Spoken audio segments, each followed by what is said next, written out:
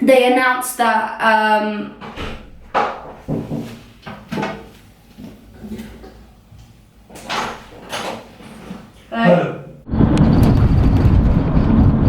Verarschen uns doch jetzt. Das ist doch nicht normal, die verarschen uns. Ich glaub das nicht.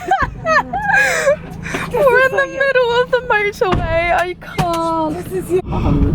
Are you joking?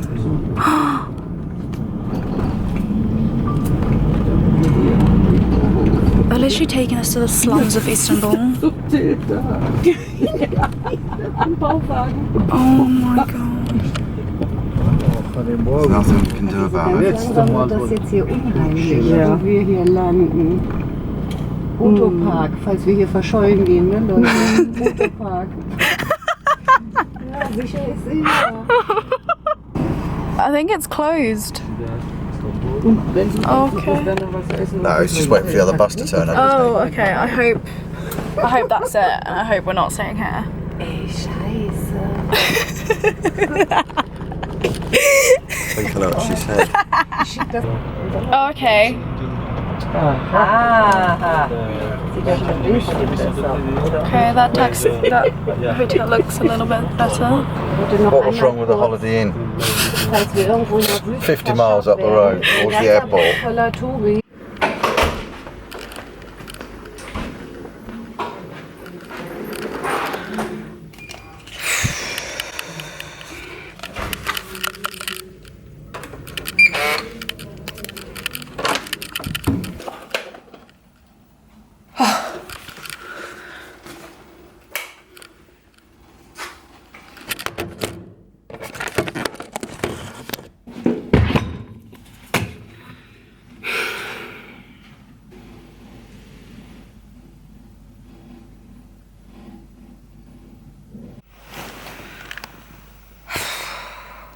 Hey guys, this is a very unexpected vlog. I basically started out wanting to kind of do like a fun little vlog of haha, yeah, I like impulsively booked a flight to South Korea and I might move here, might not, haha, but I might not even fucking make it to South Korea, but I just need to vent. Okay, there we go. So I'm currently in my bathroom right now in my hotel, and this is without a doubt the worst journey of my life. And I'm like, I've, you know, traveled around by myself before, and where do I start? Like I said before, I wanted this to be like a vlog where I can look back and remember the time that I, you know, impulsively booked a flight to South Korea and decided to just stay there after finishing uni and see where the wind blows me, you know. I regret everything now. So I'll set it up like a story time, I guess. Like, I get to the airport, I attract weird people. I kept on getting approached by random men at the airport trying to talk to me, trying to like find out where I'm staying, trying to find out where my destination is and all that. And not trying to be like racist or anything, but like both, it was two separate guys, both who asked me where from Turkey, and I was like, ha, like I'm only staying there for like 2 hours, so you can't traffic me. But joke's on me, because now I'm stuck here for 24 hours. But yeah, those two guys separately asked me like, I saw you in the line for check-in for the Istanbul flight, like, where are you staying in Istanbul? And I'm just like, I'm not gonna tell you, like, even if I was staying in Istanbul. They announced that,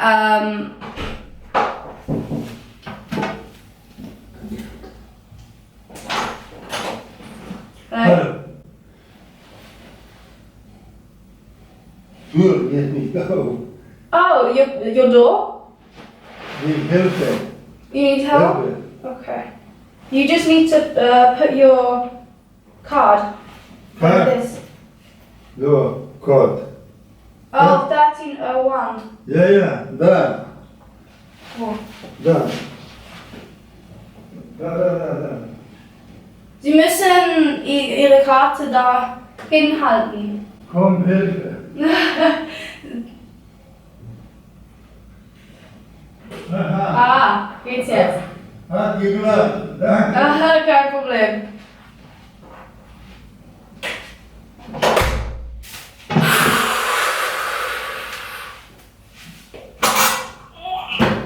Okay, so I guess I just caught this on camera. Some guy, not hotel staff, I guess, knocked on my door. How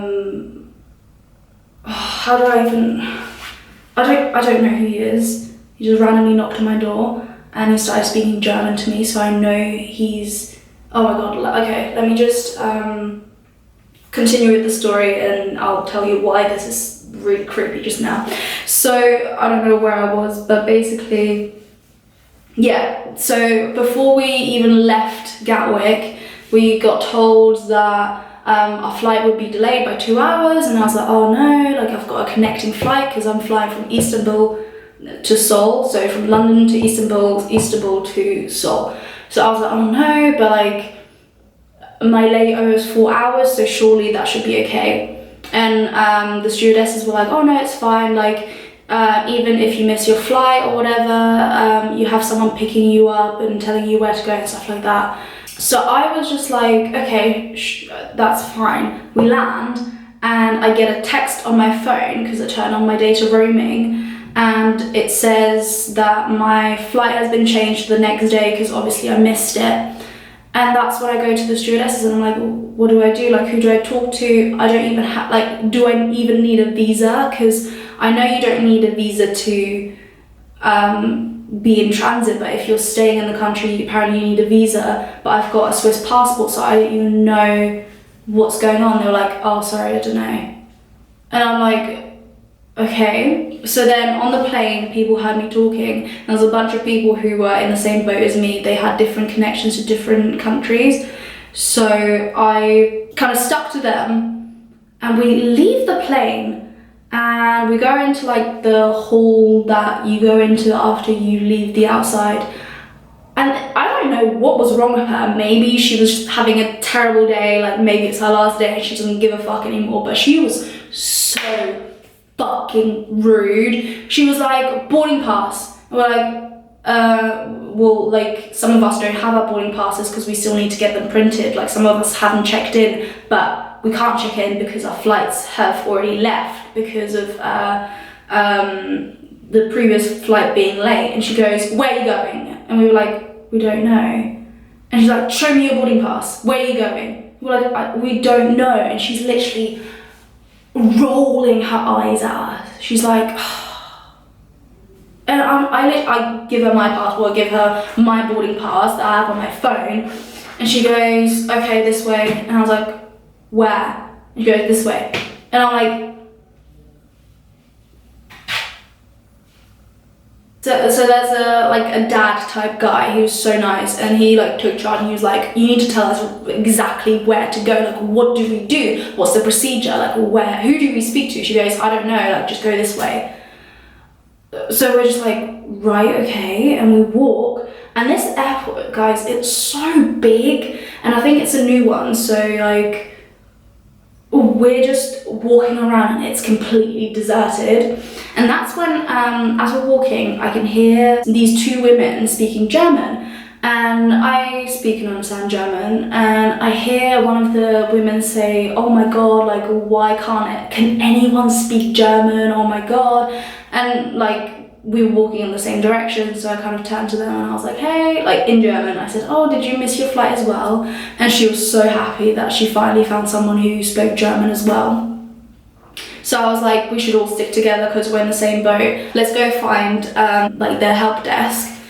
So then we get to the help desk and there's like 30, 40 people stood in line. And that's when we realised it's not just our flight from London that was delayed, causing people to miss their connections, but it was a bunch of other flights.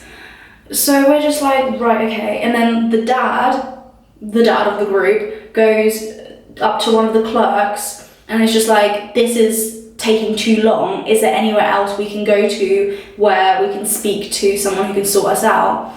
And the clerk was just like, oh, go this way. And he goes, where? He goes, that way. Like, I don't know if it's a Turkish thing, but like, this way is not telling me where I need to be and where I need to go. Like, I need some more details. So we just start walking in the general direction, and turns out they like showed us to the like immigration part. And I'm like, okay, I guess we're like entering the country now. I ended up becoming a translator for the two German ladies because they couldn't speak any English, and obviously the Turkish people were unlikely to speak German, so I was translating. And we go to the border guard, and I speak to him and I go in English. I'm like, hi, do you speak English? And he just laughs at me. He's just like, and I go, okay, I guess you don't. And he just laughs at me again. And I go, okay, well, I'll go speak to your friend then. And I go over to the other border force guard who spoke English, and I was just like, hi, like, I explained to him the situation. He goes, what do I do? And he goes, I don't know. How can you not know? Like, surely that's not the first time this has happened before. Long story short, I didn't end up needing a visa, luckily. And then the next hurdle was finding out where all my stuff is. Like, all my worldly possessions are in that suitcase, and I don't fucking know. I still don't know where my stuff is. So I went to the carousel and there was nothing left. So either my suitcase got stolen, or I don't know. So then I go up to a person who works there and I was like, hey, like, I don't know where my suitcase is. It's not on the carousel. And he's like, oh yeah, it got automatically transferred. And I was like, so my suitcase made it onto my flight, but I didn't. And he was like, yeah, it's automatic. And at this point I realized he doesn't speak that much English, so I just leave it. Like, my suitcase isn't on the carousel where you're supposed to pick it up, so it's not there. So we are then led to go downstairs to the hotel transfer. And this is where I get a text saying, we get down there and oh my god, guys, I think there's like 50 people just sat on the floor waiting. There's like people, it was absolute chaos. So I'm still with those two German ladies because obviously they need me to translate for them. We go up to the desk, and this woman who's an official rep for Turkish Airlines, we stand there for a solid 5 minutes. Okay, she saw us, acknowledged us, and like went back to doing whatever she was doing. And we're just standing there, like, I appreciate she's got a lot of stuff to do, she's doing some paperwork, whatever. Like 5-10 minutes go by, we still stood there. And I go, excuse me, like, could you help us? And she goes, you need to pick a number. And I was like, what do you mean? She goes, you need to pick a number out of the machine and then you come up when your number gets called. And I was like, so you couldn't have told us this 10 minutes ago? You saw us standing here. And she just goes, you need to pick a number. So we go pick a number, and that's when we bump into a guy from my flight, and he goes, why are you picking a number? Like, you just go up to the desk and they'll talk to you. And I was just like, no, we just got told we need to pick a number. And he was like, no, I didn't. And I got like served straight away. And I was like, are you fucking, like, are you joking? So I turn around again, go back to the woman, and I go, right, you've just served that man over there. And I point at him. And I was like, he didn't have a number, so why are you telling us that we need a number? And she's like, you need a number, I'm not talking to you. And goes back to like doing whatever the fuck she was doing. So then I see that the guy next to her is free, no one else, like, he's not serving anyone else. So I turned to him and I was like, hi, can you please help me? And he goes, sure, like, what's your boarding pass, blah, blah. I quickly realized he doesn't speak much English. Basically, what ended up happening was I spent the next 40 hours going around in circles with someone who had no idea what he was talking about, no idea what his job was even meant to be. I said to him, when's my next flight, just to double check? And he goes, I don't know. When is your next flight? And I was like, I don't know. Where, like, you work here, you've got access to my flight details. And he goes, well, I don't know, like, you need to get your new boarding pass. And I was like, well, surely I get that from you. And he goes, I've never met anyone working in customer service who looked so annoyed that he actually had to provide customer service to someone. So I give him my passport and my boarding pass, and I literally say to him, can you please look up, like, the German ladies are with me as well, and they're like almost crying because they've had such a terrible flight. And I said to him, like, can you please just look up on your system when the next available flight is? And he goes, takes our boarding passes and goes into the back and disappears. And I'm just like, before that he was telling us we needed to go to a different information desk.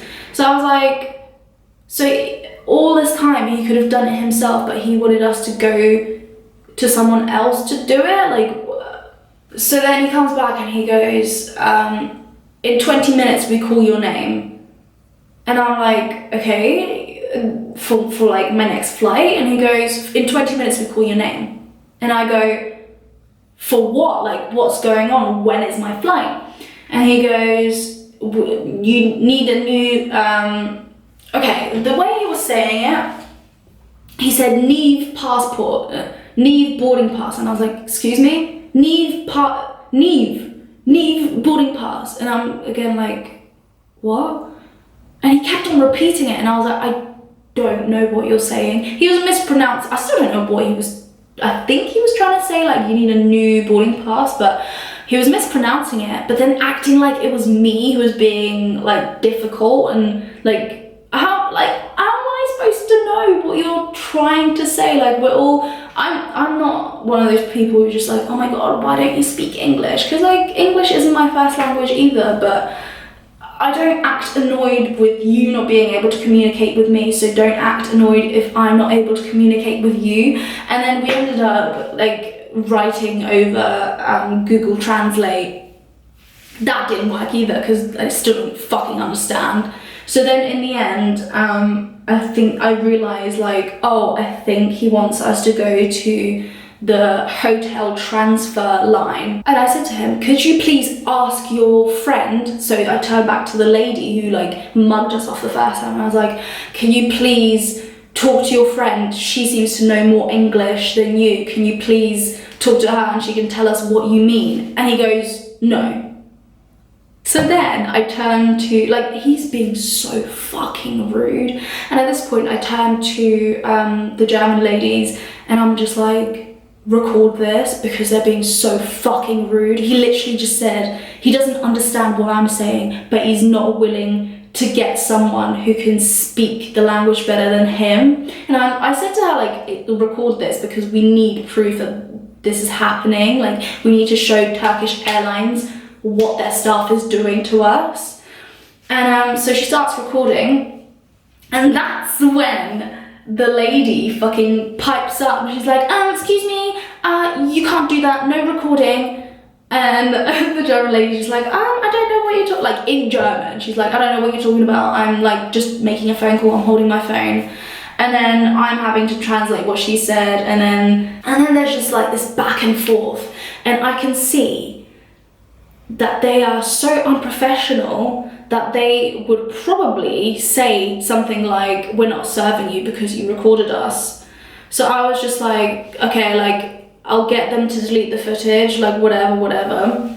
So the German lady deleted it, but if anyone who owns an iPhone will know, it goes into your deleted folder, doesn't get deleted.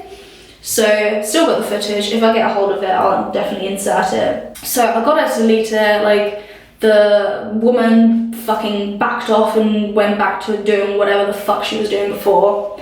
And then, so I turned back and to our clerk who doesn't fucking speak any English, and suddenly his English became crystal clear because he goes, "Why were you recording us? Why was she recording us?" And I said, like, I think she just wants to complain to Turkish Airlines. And he goes, "Well, I don't want to help you if she does that." And I'm just like, I'm really sorry. I think it's just like a culture. I was playing the like culture card. I was like, I think that's just what they do in Germany. Like, it's a very normal thing. I think it's just a cultural thing, blah, blah, blah. And in the end, 40 minutes later, we're in a line. The person in charge of the line doesn't know what the fuck he's doing. So we're waiting another 20 minutes. And then finally we're on a shuttle bus. And I'm thinking, okay, well, they're gonna probably book us into like the nearest hotel. Surely that's what it would make sense for them to do. But no, we drove an hour away to this hotel. And what time is it? It's probably like 4:30 right now. We just arrived in the middle of driving to a hotel. The driver, who speaks no English, just stopped in the middle of the motorway. And then there was another shuttle, and that shuttle stopped as well. Both drivers got out and they started arguing with each other. I don't know what about, but I was literally just like, is this how people get their kidneys harvested? Like, is this how people get trafficked? I genuinely got scared. That's why I started filming, because I was just like, and the ladies, like the German ladies as well, they were just like, if we go missing and anyone finds this phone, this is like where we were. And this is where I just start hysterically laughing, because I've been up for like 24 hours or something, and I'm so exhausted. I'm so stressed out. Like, I was close to having an anxiety attack because no one knew what they were doing. I just want, like, I should have been solved right now, but I also understand that sometimes you can't help, like, technical difficulties, but it was just the customer service that we received was so ridiculous. Every single person we spoke to was so rude, and I don't understand. Like, hand on my heart, will never fly with Turkish Airlines again. If I have to spend extra money just so that I don't have to use them ever again, I won't. The food, I love airplane food. I don't know what it is, but I love it. That was the worst meal ever. That wasn't the worst airplane food, that was the worst food I've ever had, period. Like, I had pasta and it was cold and a bland.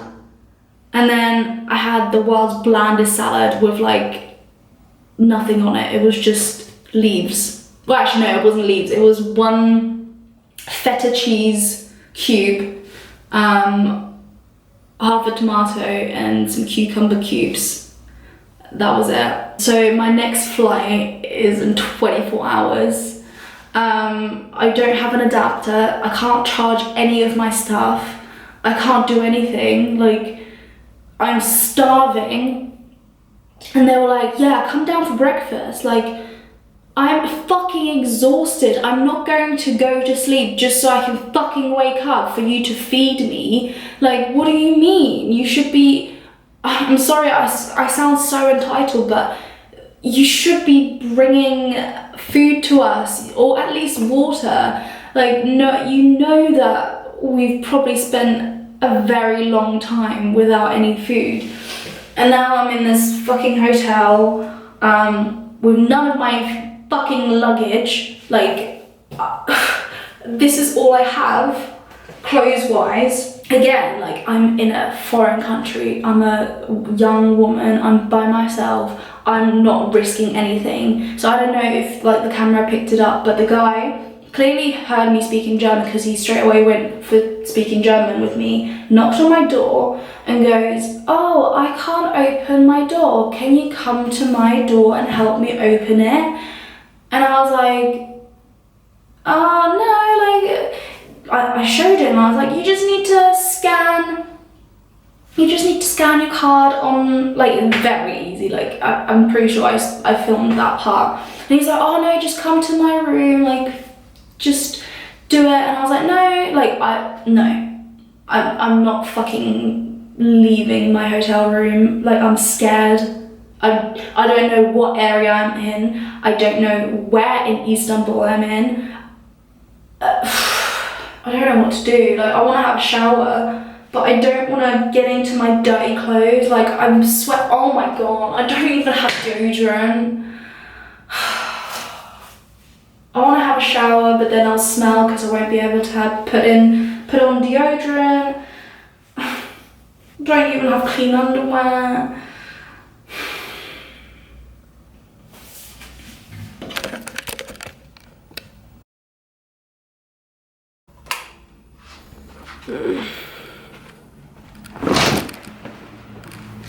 Oh, that was a shit reveal.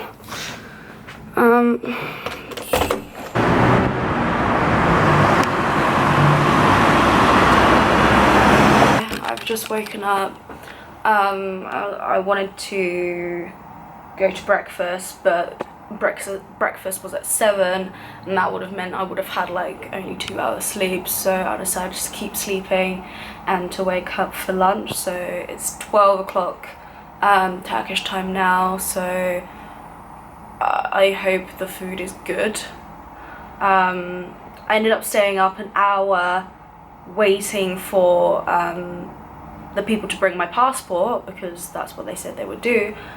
But we've realised there's a pattern of people not knowing what to do and not doing the things they're supposed to do. So I need to track down my passport, and then I need to find some deodorant and toothpaste, because I want to shower, but then I know I'm gonna like wash off my remaining deodorant and smell.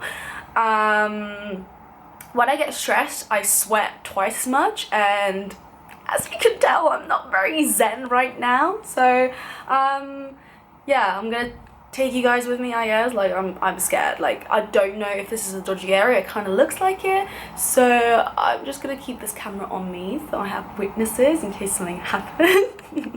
Okay, update. I went and picked up my passport from reception, and this is what I don't understand. Like, this whole trip, how long have I been traveling? Like 24 hours? This whole trip, I just keep on running into creepy men. Like, I wish I had my phone recording, because when I went and grabbed my passport, the guy at the desk was fine, and then his like colleague came up from the back, saw me and goes, ooh, like, what the fuck do you want? Like, you're working, you're not even a man off the street, you're fucking working at my hotel. That doesn't make me feel very safe. Oh my god. Like, one of the reasons why I really liked Seoul, and one of the reasons why I'm considering moving there, is because of how safe it is. Like, last time I was there for the whole entire trip, I didn't get catcalled once, I didn't get sexually harassed once. In the past 24 hours, I've been creeped on 5 times now. Hello? Hi. Good, how are you? No, I'm okay, thank you. No, it's okay. No, not at all. Okay, thank you.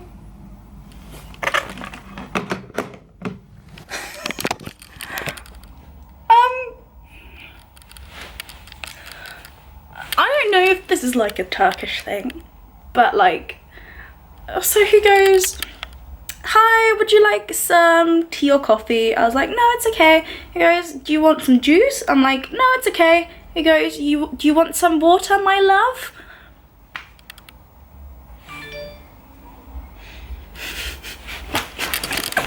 I just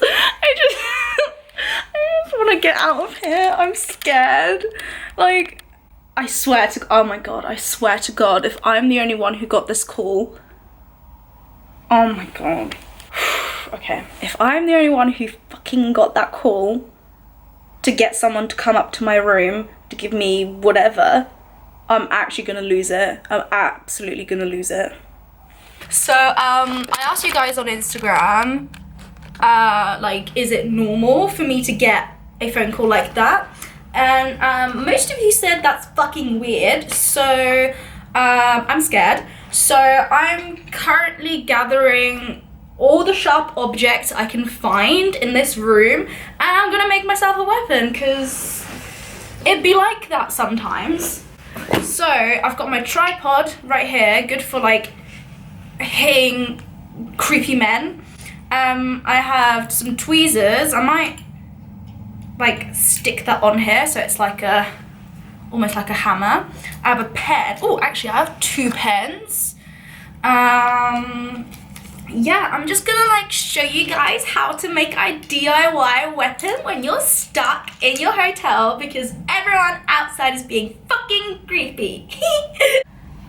This is bullshit. Why am I the one who keeps on getting in these situations? So like, literally, I'm getting so many messages. I posted my story like 5 minutes ago. I'm getting so many messages from people just being like, that's not normal, what the fuck? So I'm just making myself like a DIY weapon. I feel like I would thrive in prison, to be honest. Like, I've watched a lot of like prison documentaries where people would make their own shivs and stuff, so, okay. Oh, another person who just messaged me going, get out! I can't, okay? It's worse outside, like it's fucking boiling. I'm gonna add another one. Fuck this shit, I'm out. Hey. So this, here, I feel like I should be a DIY channel. This is my DIY weapon to get, is it in focus? Hello, focus please. Yes, I call him the Destroyer. Yes.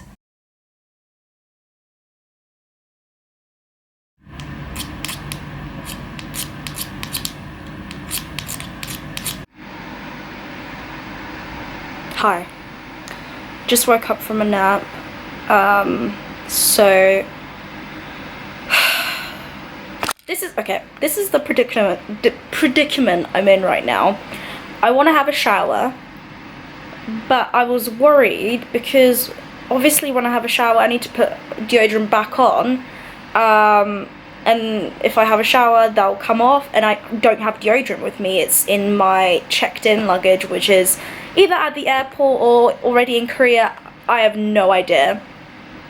So basically, well, that's what I thought, but I just smell myself and like whatever remnants of deodorant I had left a couple hours ago, that it's gone. Like, I might as well shower now and, you know, be clean.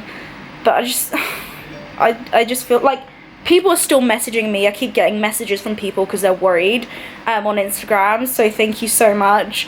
But I'm just trying to kind of like, I don't know, make it not a fun experience, but like see the ridiculous. I think, yeah, that's why I keep laughing about it, because the ridiculousness of everything, like being like, I'm gonna make sure, I'm gonna ask the other guests if they got a call from the reception to ask if they wanted a drink, because I've only been upstairs since lunch for 10 minutes, so it makes no sense for them to be like, oh, like, do you want something to drink? And like, I've got stuff, I have stuff here, like I have tea and I have water and stuff like that, so I don't know why they were so adamant. So then another predicament I'm having right now is I don't have a change of underwear, and I'm starting to get uncomfortable. And obviously I think everyone can relate. One of the worst feelings in the world is getting out of the shower and getting into dirty clothes, and even worse is dirty underwear. So not fresh underwear, let's just say. So I think I might just have to wash my underwear in the sink, and then I'm gonna dry my knickers with a blow dryer that's in the toilet. So Yeah, I think that's what I'll do. Hi guys, and welcome to shit. I'm gonna give Dimon her so much. I'm just, you know, casually drying my underwear, my ugly underwear, with this. So, okay, so I just got done with washing my underwear in the sink. And then blow drying it dry with a hairdryer. So it's safe to say that all my self-respect and dignity is gone. But what I was thinking while I was literally washing my underwear in the sink was like, surely it would make sense for the airport to release a checked luggage, because no one got their checked luggage. We all are basically living off of what we have in our hand luggage, which in my case is like nothing. I have socks, I have fresh socks, that's it. And when we went up to someone and asked like, oh, can we, where's our luggage? They said, oh no, it got automatically transferred onto the flight you were on. And I was like, wait a minute. How did my luggage get onto the flight, but I didn't? And then I was speaking to others and people said the same thing. So then we realized that's not possible, because some people missed their flight by hours. So it literally, their stuff couldn't have physically gone onto the flight. So what we deduced was they probably didn't want to release our checked luggage, because they just don't want to have to recheck everything back and do the whole security thing again. So that's why they're basically holding our checked luggage hostage, and we can't change our clothes. Like, one of the ladies has some medication in there that she needs. I'm gonna try and go down for dinner, see if it's open, and then hopefully I'll be gone soon. Okay, so update. Basically, I went down for dinner and the German ladies were there and they were like, right, so we think you should come with us at 9 o'clock. My pickup time is meant to be at 10, but then I realized it takes about an hour from the airport to here. By the time, there's gonna be a huge line of other people doing the exact same thing as us. By the time we get our new boarding pass, and by the time we that airport is huge. By the time we get to where we need to be, there's a chance we might miss our flight. So we really weren't giving a lot of time. And I guess I just have a recognizable face, because there was another guy from Singapore who came with us to the hotel. He was there with his little girl, with his little daughter. He's flying to Manila for his mum's funeral. He was just like, oh, like, I think I want to go earlier, and I was like, oh yeah, like, come with us and we could all get the shuttle at 9 instead of 10. And then later he comes up to me again and he goes, oh yeah, I spoke to reception and they said I can't do that. So then I was like, no, just like go anyway, like they can't say no. So then this other guy came up to us, because he must have overheard us talking, and he was like, oh, do you guys want to leave early too? And that's when I was like, do you know what, we're like a small gang right now, let's like all go down to reception and say to the concierge or whoever to get us on that shuttle, because we are going to miss our flight otherwise. So we all go downstairs, and I guess I inevitably became like the designated leader of this little uprising. So I explained the situation and he goes, no, sorry, there's not going to be any room.